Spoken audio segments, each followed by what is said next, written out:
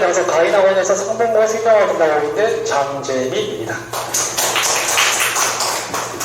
네, 저는 개정 생명과학이 되면서 바뀐 내용들이 좀 있어요. 부분에 관련해 말씀드리고요. 어머님들이 궁금해하시는 상봉고 생명과학의 특징과 상봉고 맞춤 내신 대결에 대해 말씀드리고자 합니다. 오늘 개정 생명과학이 바뀌면서 바뀐 내용들이 좀 있는데요. 이렇게 빠진 부분들이 있습니다. 빠진 부분이 있으면 들어간 부분도 있겠죠. 이렇게 생투에서 몇몇 단어들이 들어왔습니다. 그런데 이렇게 일반적으로는 이 신경계까지가 중간고사 범위일 것 같아요. 그리고 그 이유가 기말고사 범위인데요. 들어보셨을 것 같아요. 생명과학에서 이 사람 유전이 빠졌습니다. 사람 유전이 원래 우리 학생들이 가장 어려워하는 부분이었는데요. 빠져서 생명과학 좀 쉬워졌네 라는 얘기 들어보셨을 것 같아요. 그런데 여전히 이 자극의 전달과 세포 분열이라는 킬러 바울이 남아있어요. 그리고 오늘 상문고는 누적 범위를 쓰고 있는데요. 아까 제가 이렇게 중간과 기말을 나눴는데 이건 일반적인 경우입니다. 우리 상문고는 달라요.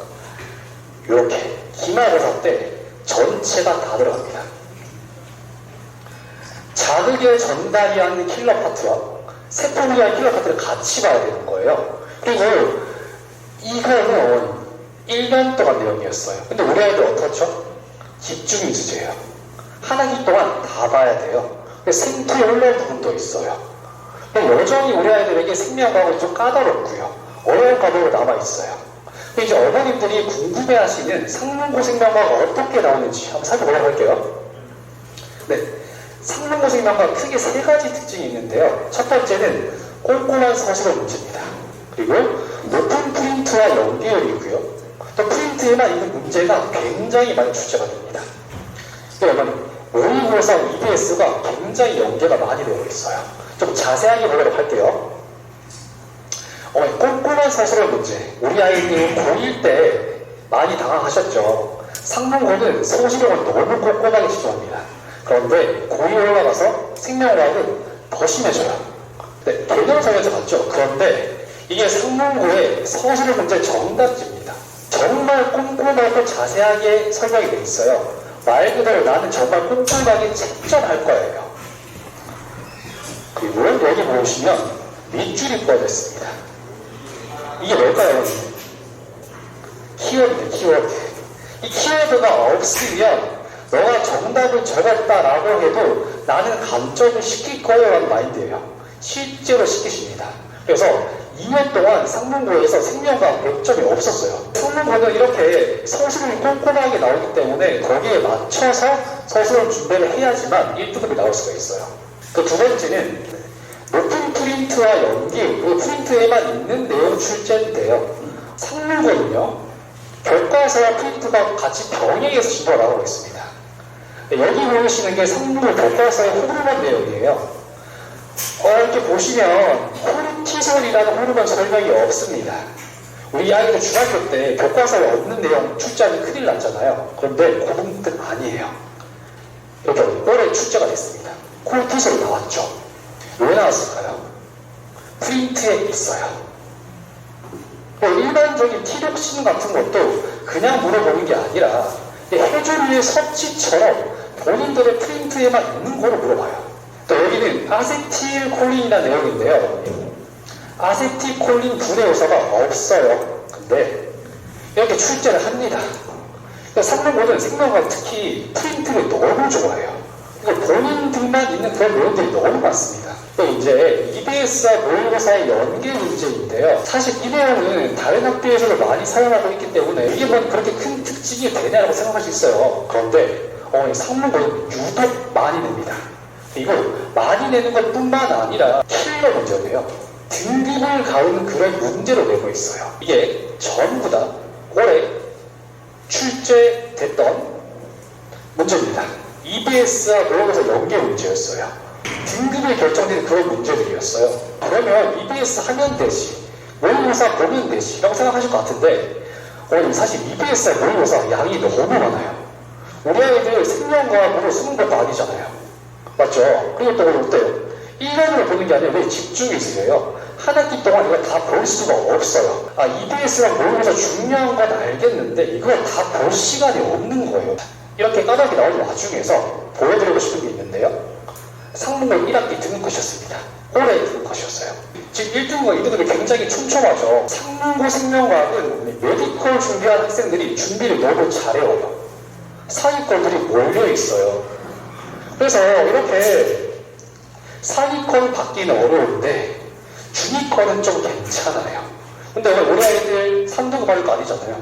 1등급이 목표죠. 상문고도 이렇게 상문고만을 위한 내신 수업이 필요하고요.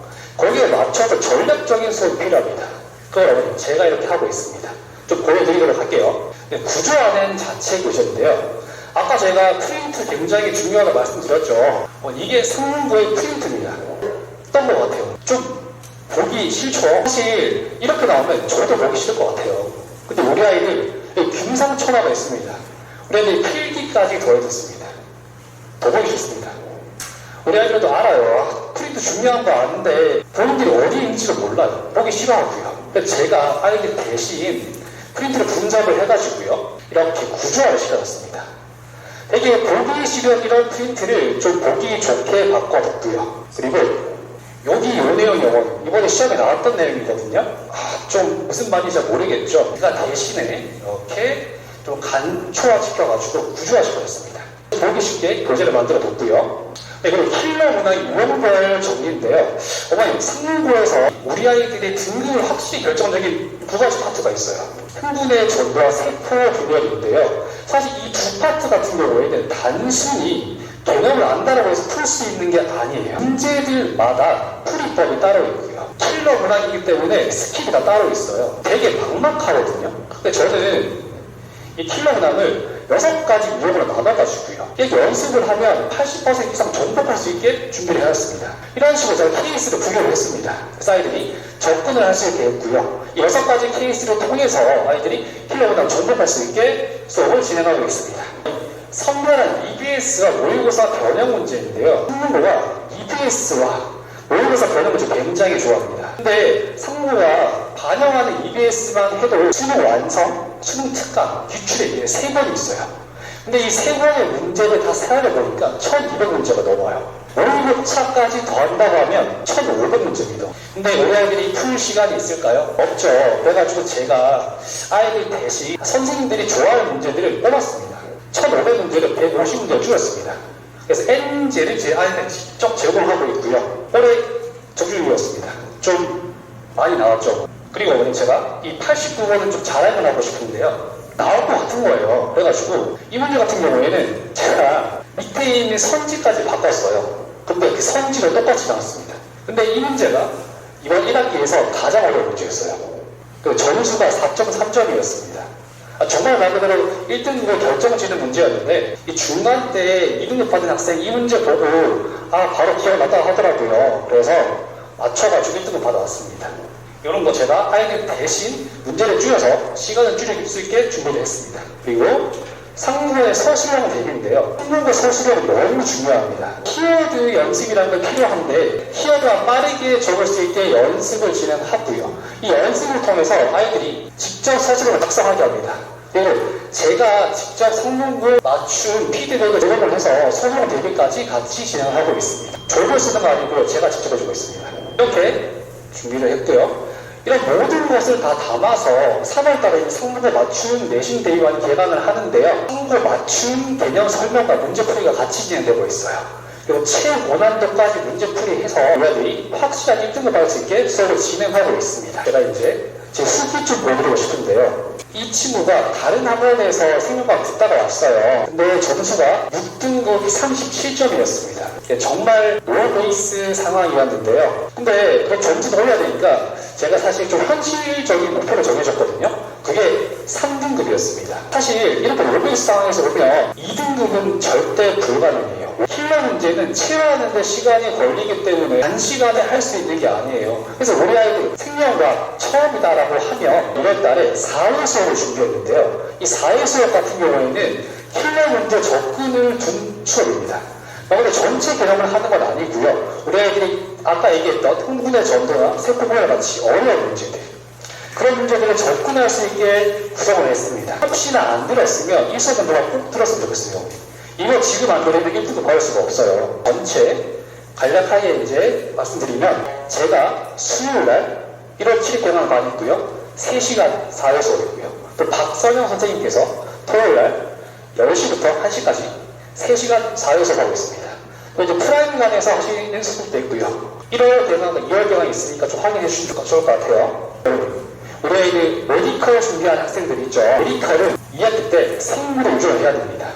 근데 생물 유전 양이 너무 많아요. 그래서 이 유전, 생물 유전 파트를 꼭 이때 들으셔가지고 우리 아이들이 메디컬에 꼭 성공을 했으면 좋겠습니다. 네, 감사합니다.